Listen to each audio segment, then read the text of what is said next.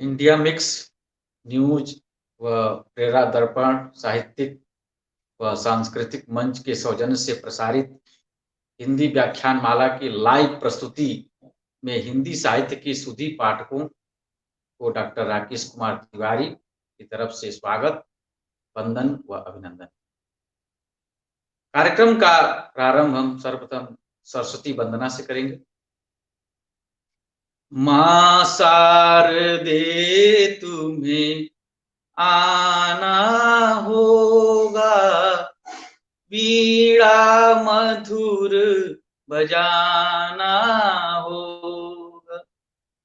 मां शारदे तुम्हें आना होगा, बीड़ा मधुर बजाना होगा।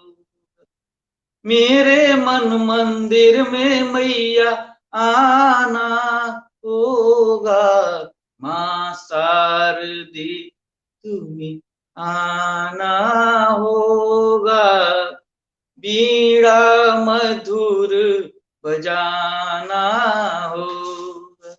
मेरे मन मंदिर में मैया आना होगा, मां शारदे तुम्हें आना होगा, बीड़ा मधुर बजाना होगा।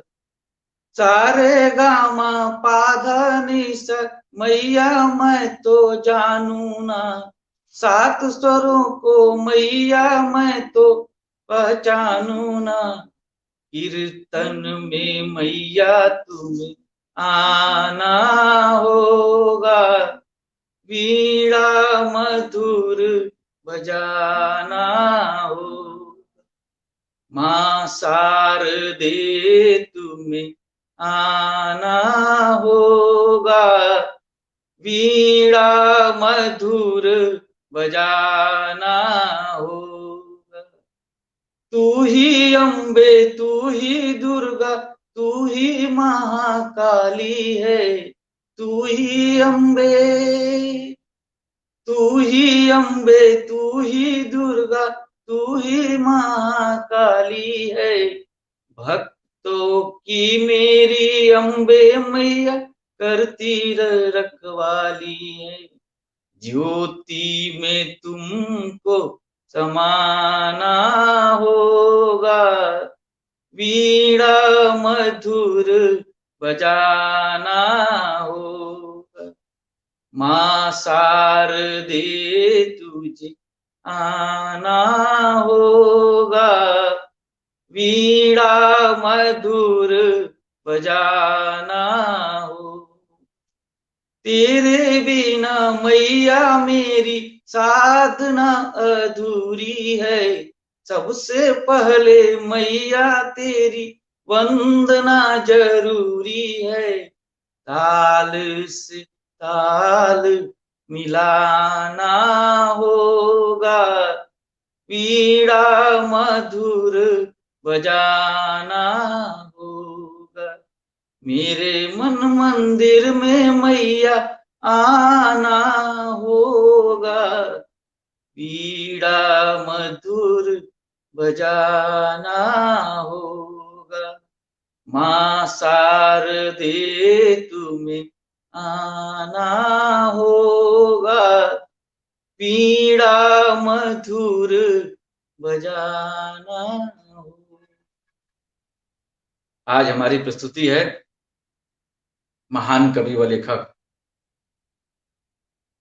वैद्यनाथ मिश्र नागार्जुन जी पर हम विहंगम दृष्टि डालेंगे। सर्वप्रथम हम वैद्यनाथ मिश्र नागार्जुन के जीवन परिचय प्रस्तुत करेंगे, फिर उनकी रचनाओं पर विहंगम दृष्टि डालेंगे। नागार्जुन जी का जन्म उनके ननिहाल में 30 जून 1911 ईस्वी को ज्येष्ठ पूर्णिमा के दिन बिहार के मधुबनी जिले में सतलखा गांव में हुआ था। जो उनका पैतृक गांव है वर्तमान बिहार में दरभंगा जिले में, वो तरौनी था, लेकिन उनका जन्म वहां नहीं हुआ था, उनके ननिहाल में हुआ था। उनके पिता का नाम गोकुल मिश्र और माता का नाम उमा देवी था। इनका मृत्यु 5 नवंबर 1998 ईस्वी को हुआ था। नागार्जुन के कई नाम प्रचलित है। नागार्जुन का पहला जो बाल्य नाम था वो ठक्कन मिश्र था। ठक्कन मिश्र नाम इसलिए रखा गया था क्योंकि गोकुल मिश्र के लगातार 4 संतानें हुई और चारों का अकाल मृत्यु हो गई। इससे गोकुल मिश्र बहुत विचलित हो गए थे। जब 5वीं संतान पैदा हुई तो उन्होंने कहा कि कहीं चारों संतानों की तरह यह भी हमको ठग कर न चला जाए। यही सोच रख करके उन्होंने अपने पुत्र का नाम ठक्कन मिश्र रखा। अर्थात वैद्यनाथ मिश्र नागार्जुन का जो पहला नाम था वो था ठक्कन मिश्र। उनका दूसरा नाम था बाबा वैद्यनाथ मिश्र, जो बहुत चर्चित है। वैसे तो नागार्जुन के नाम से प्रसिद्ध है, लेकिन उनका दूसरा नाम बाबा वैद्यनाथ मिश्र। यह नाम क्यों रखा गया था? जब 4 संतानों की मृत्यु हो गई तो देवघर, जो इस समय झारखंड में भगवान शिव का मंदिर है, देवघर झारखंड में बाबा वैद्यनाथ जो शिव मंदिर है, वहां आशीर्वाद लेने पहुंचे और प्रसाद स्वरूप उनको यह नागार्जुन पुत्र रूप में प्राप्त हुए। इसलिए इन्होंने अपने पुत्र का नाम, चूंकि बाबा वैद्यनाथ के आशीर्वाद से हुए थे, अपने पुत्र का नाम बाबा वैद्यनाथ मिश्र नागार्जुन रख लिया। उनका एक और नाम प्रचलित है, वो है वैदेह। जब ये काशी में प्रवास कर रहे थे उस समय इन्होंने अपना नाम वैदेह रखा था नागार्जुन जी। इनका अगला नाम जो बहुत चर्चित है वो है यात्री नाम से ये कविता लिखते थे। प्रारंभ में जब ये संस्कृत और मैथिली में रचना करते थे तो उनका यात्री नाम ही प्रसिद्ध था, यानी यात्री नाम से मैथिली और संस्कृत में नागार्जुन जी रचना करते थे। अगला और प्रसिद्ध नाम जो हिंदी साहित्य के इतिहास में प्रसिद्ध है वो है नागार्जुन।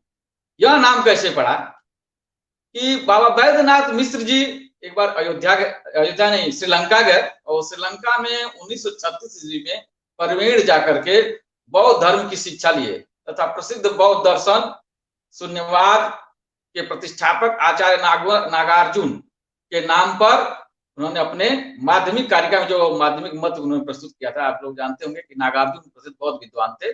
उन्हीं के नाम से प्रभावित होकर के इन्होंने अपना नाम नागार्जुन रखा और 1941 के बाद से बाबा वैद्यनाथ मिश्र का नागार्जुन नाम ही प्रचलित रहा, जो आगे तक चलता रहा। एक और नाम बाबा वैद्यनाथ मिश्र का वो घुमक्कड़ त्रयी में इनको रखा गया। उसका कारण यह था कि इनकी माता जी 6 वर्ष की उम्र में इनकी माता जी की मृत्यु हो गई। जब माता जी मर गई थी, इनके पिताजी कंधे पर लेकर के रोजी रोटी के लिए इस इधर से उधर जब भटकते थे तो इनके अंदर वो घुमक्कड़ी की प्रवृत्ति बाल्य जीवन से ही आ गई। अब इसलिए इनको घुमक्कड़ शास्त्र में रखा गया। 3 घुमक्कड़ त्रयी में कौन कौन शामिल है? एक तो प्रसिद्ध है राहुल सांकृत्यायन जी, जिन्होंने घुमक्कड़ शास्त्र ग्रंथ लिखा था। दूसरे हैं नागार्जुन जी और तीसरे हैं अज्ञेय जी। ये लोग हुए 3 लोग, जो तीनों लोग घुमक्कड़ शास्त्र में घुमक्कड़ी के लिए बहुत प्रसिद्ध है।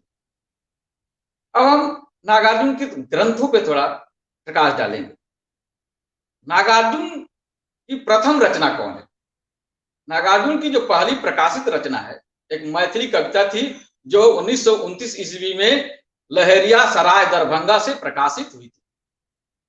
ये मिथिला नामक एक पत्रिका थी, लहरिया सराय दरभंगा में मिथिला नामक पत्रिका, उसी में इनकी पहली कविता छपी थी 1929 ईस्वी में। और इनकी जो प्रथम खड़ी बोली की रचना थी, नागार्जुन की प्रथम खड़ी बोली की रचना राम के प्रति 1934 ईस्वी में इन्होंने इसे लिखा था और 1935 ईस्वी में लाहौर, जो आधुनिक पाकिस्तान में है, उस समय तो भारत में ही था, वहां से एक पत्रिका प्रकाशित हुई थी विश्व बंधु, वो साप्ताहिक पत्रिका थी। और उसी विश्व बंधु में नागार्जुन जी की पहली खड़ी बोली रचना राम के प्रति प्रकाशित हुई थी। यानी पहली जो रचना मैथिली में 1929 में प्रकाशित हुई थी और पहली जो खड़ी बोली रचना थी नागार्जुन की वो थी राम के प्रति, जो विश्व बंधु में प्रकाशित हुई। नागार्जुन जी की एक पत्रिका भी बहुत प्रसिद्ध है, उन्होंने दीपक पत्रिका का संपादन भी किया था। अब नागार्जुन 1929 से लिखना शुरू किया, यानी पहले मैथिली लिखना शुरू किए और 1997 तक यानी 68 वर्ष तक लगातार साहित्यिक लेखन में लगे रहे नागार्जुन। अब हम थोड़ा नागार्जुन की काव्य यात्रा पर ध्यान देंगे। नागार्जुन का काव्य संग्रह बुढ़वर, ये उनकी जो है मैथिली में रचना है और ये रचना 1941 ईस्वी में प्रकाशित हुई थी। दूसरी रचना है बिलाप, ये भी 1941 ईस्वी में मैथिली में ही रचित हुई थी। तीसरी रचना है इनकी शपथ, ये 1948 ईस्वी में खड़ी बोली में पहली बार प्रकाशित हुई।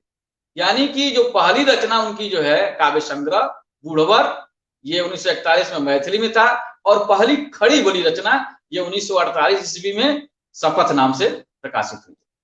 और उनकी अगली रचना चना जोर गरम बहुत प्रसिद्ध रचना है, खास करके अंग्रेजी राज पर बहुत बड़ा व्यंग है। तत्कालीन जो पदाधिकारी होते थे उनमें कितना भ्रष्टाचार था, इस पर उन्होंने प्रकाश डाला है, यानी भ्रष्टाचारी सामंती राज पर प्रकाश डाला है।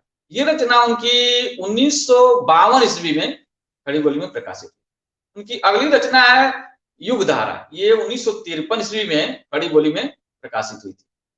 अगली रचना उनकी खून और शोले 1955 ईस्वी में खड़ी बोली हिंदी में उन्होंने इसको रचा था। 8वीं रचना उनकी मानी जाती है प्रेत का बयान, ये 1957 में खड़ी बोली हिंदी में रचित हुई थी। 9वीं रचना सतरंगी पंखों वाली, ये 1957 से 1959 के बीच संभवतः प्रकाशित हुई थी, और ये भी खड़ी बोली हिंदी की रचना है। और उनकी प्रसिद्ध रचना प्यासी पथराई आंखें 1962 ईस्वी में खड़ी बोली में ये प्रकाशित हुई थी। अगली उनकी रचना है पत्रहीन नग्न गांज, ये बहुत प्रसिद्ध रचना है जो 1967 में इन्होंने रचा था। इनमें 52 कविताओं का संग्रह भी है, और इसके लिए नागार्जुन जी को 1968 में साहित्य अकादमी का पुरस्कार दिया गया था, पत्रहीन नग्न गांज के, और मैथिली की रचना है। इनकी अगली रचना है भस्मांकुर, ये प्रबंध काव्य, और प्रबंध काव्य के अंतर्गत जो इनकी रचना है वो खंड काव्य है। और ये इनको 1971 ईस्वी में नागार्जुन ने इसे 12वें छंद में लिखा था। उनकी अगली रचना है अब तो बंद करो हे देव, 1971 ईस्वी में खड़ी बोली में प्रकाशित हुई थी। उनकी 14वीं रचना मानी जाती है चंदना, ये 1976 ईस्वी में खड़ी बोली हिंदी में रचित हुई थी।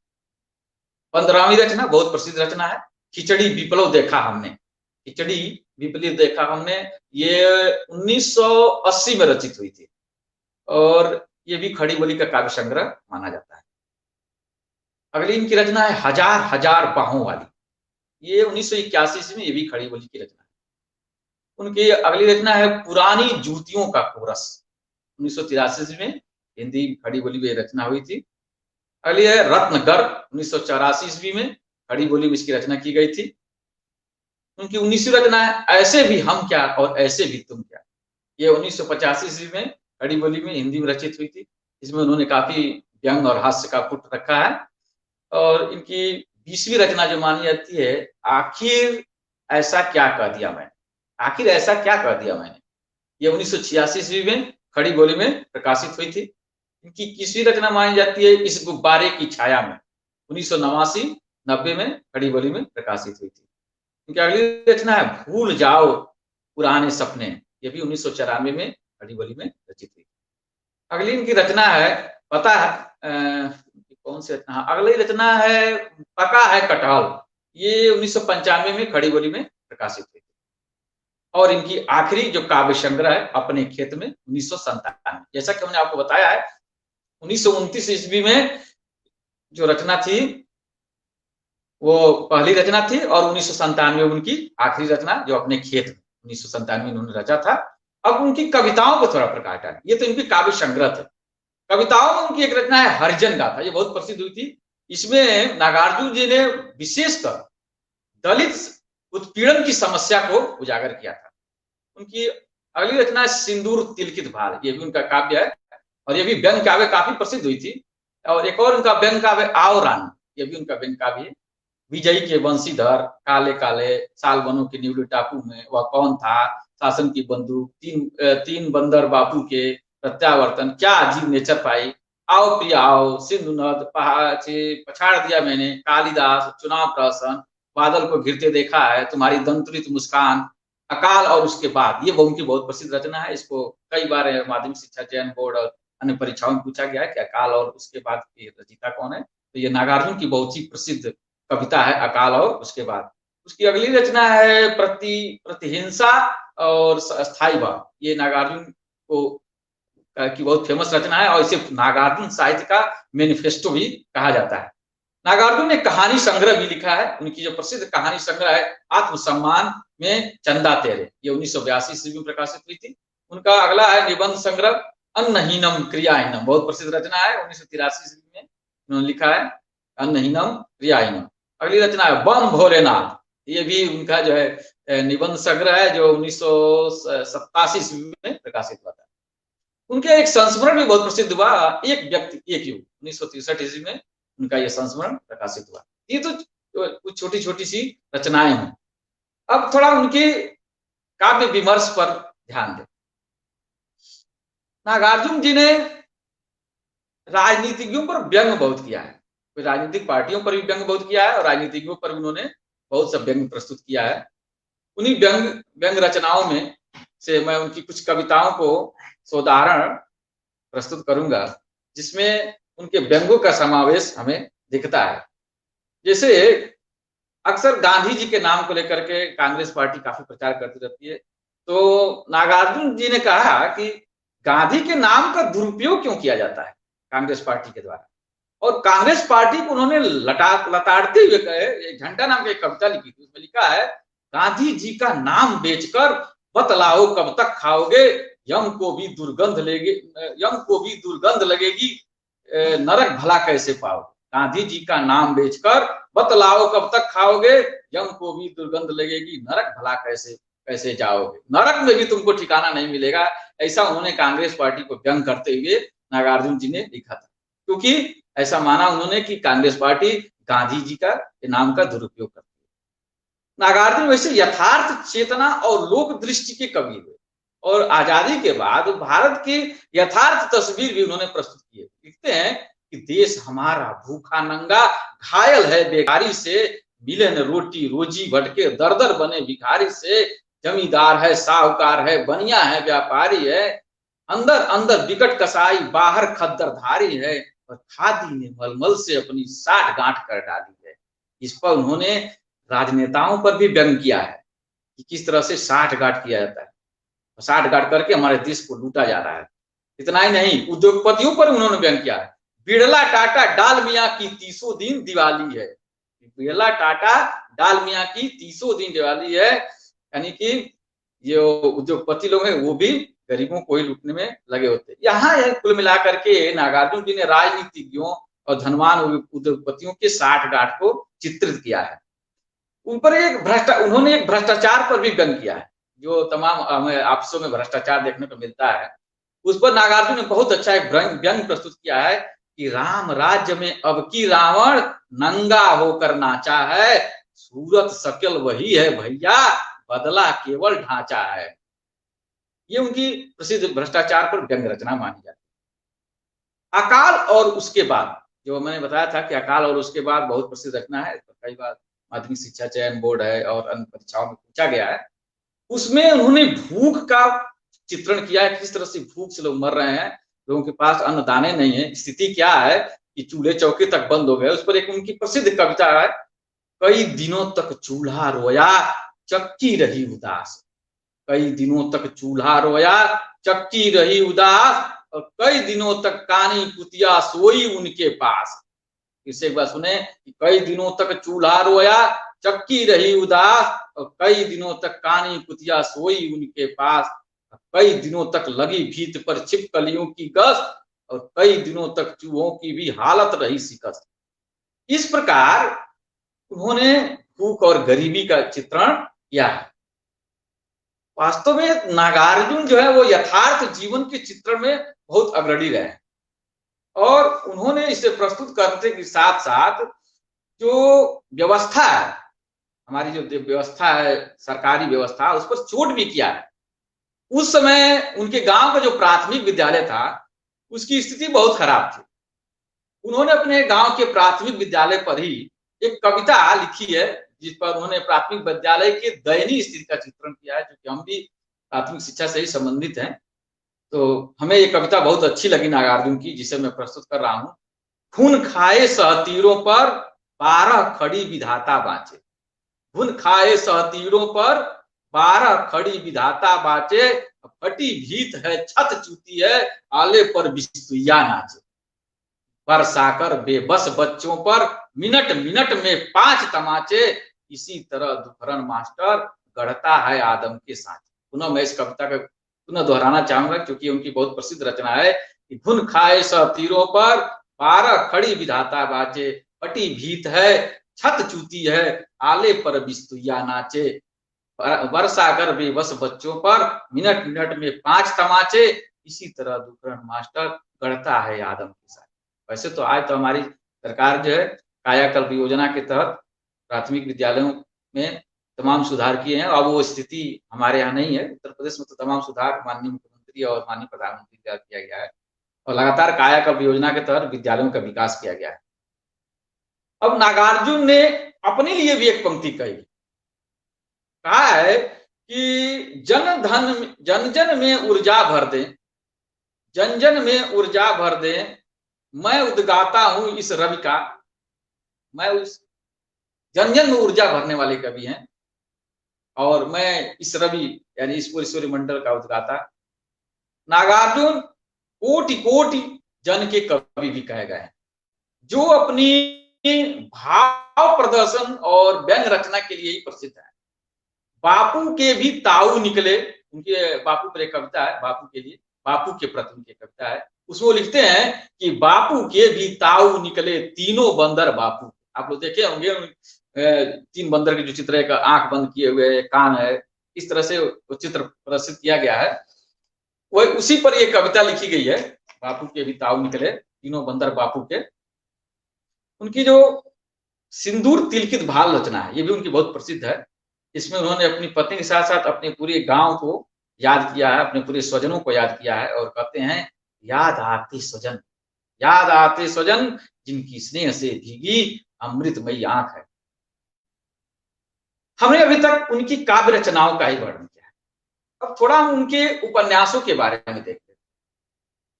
नागार्जुन मुख्यतः जो है प्रगतिवादी उपन्यासकार हैं और उनकी रचना क्रम अगर देखा जाए तो वो प्रथम आंचलिक उपन्यासकार माने जाए।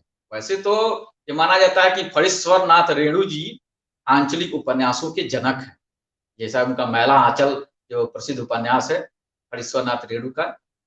लेकिन यदि रचना क्रम की दृष्टि से देखा जाए तो नागार्जुन जो है वो प्रथम आंचलिक उपन्यासकार है। उनकी प्रथम रचना जो मानी जाती है वो है रतिनाथ की चाची। ये 1948 ईस्वी में प्रकाशित हुई थी और इस उपन्यास में मिथिलांचल में निजी जीवन संदर्भ में सामाजिक जीवन के अंतर्बोध व विधवा स्त्री शोषण की समस्या को उठाया। उनका दूसरा प्रसिद्ध उपन्यास कौन है? बलचनमा। ये भी नागार्जुन का आंचलिक उपन्यास है, इसी एक विशेष क्षेत्र का ही इसमें वर्णन है। वैसे इसे अर्ध आंचलिक उपन्यास भी कहा गया है। 1952 ईस्वी में यह रचना प्रकाशित हुई थी। इस उपन्यास में बलचनमा का अन्याय के विरुद्ध संघर्ष का चित्रण किया गया। नए पौधे, नए पौधे नाम से ही प्रसिद्ध है, कहीं कहीं इसका नाम नए पौधे भी मिलता है। 1953 ईस्वी में प्रकाशित हुई थी यह रचना और इस उपन्यास में नागार्जुन जी ने असंगत विवाह और जर्जर सामाजिकता के विरुद्ध आवाज उठाई थी। उनकी अगली प्रसिद्ध रचना है बाबा बटेश्वर नाथ। ये उनकी बहुत प्रसिद्ध रचना मानी जाती है। यह ऐसा उपन्यास है जिसका नायक कोई पुरुष या स्त्री नहीं है। इस उपन्यास का नायक एक वट वृक्ष है, बरगद का पेड़ जो है वही इस उपन्यास का नायक है। और इस उपन्यास में इस वृक्ष को बचाने के लिए जो संघर्ष का चित्रण किया गया है वो बहुत ही मार्मिक चित्रण है, नागार्जुन जी ने इसमें किया है। अगला उनका उपन्यास है वरुण के बेटे।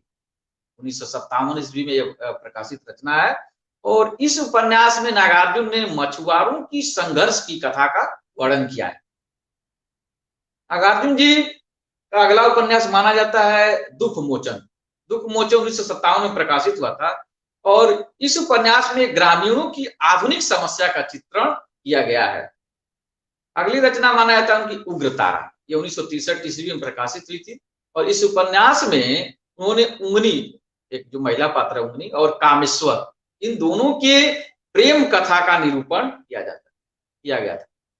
एक उनका उपन्यास माना जाता है हीरक जयंती। वैसे इस संदर्भ में बहुत मैं कुछ सबूत के साथ नहीं प्राप्त किया हूँ इस उपन्यास के बारे में, हीरक जयंती में उन्होंने क्या वर्णन किया है, लेकिन इस उपन्यास का नाम मुझे मिल जाता है कि संभवतः 1979 में यह प्रकाशित भी हुआ था। अगला उनका उपन्यास है वो है कुंभी पाठ। ये 1960 ईस्वी में प्रकाशित हुआ था। और इस उपन्यास में आज की भ्रष्ट राजनीति का चित्रण नागार्जुन जी ने किया है। अगला उनका प्रसिद्ध उपन्यास है जमनिया के बाबा। जमनिया ये गाजीपुर डिस्ट्रिक्ट में स्थान पड़ता है, उत्तर प्रदेश में एक जिला है गाजीपुर, वहां जमनिया बहुत प्रसिद्ध जगह है। वहीं उसी की घटना को आधार बना, वहीं की घटना है ये,